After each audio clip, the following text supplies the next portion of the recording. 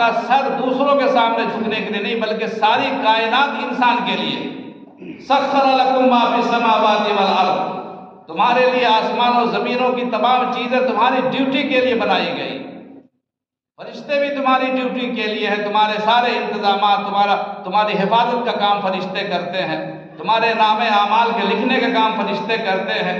تم جو درود پڑھتے ہو تو سرکار دو عالم صلی اللہ علیہ وسلم کے دربار تک پہنچانے کا کام فرشتے کرتے ہیں۔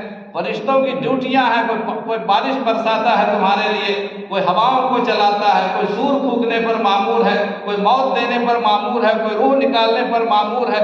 ہر فرشتے کی ڈیوٹی ہے صرف انسان کو آرام پہنچانے کے لیے۔ سخر لکم ما فی السماوات والارض، تمہارے لیے زمین اور آسمان کی ساری طاقتیں ہم نے انسانوں کے لیے مسخر کر دی۔ انسان کے سامنے سر جھکائے گا یعنی مسخر ہوگا، اور انسان کے سامنے جھکے گا، انسان کسی کے سامنے نہیں جھکے گا۔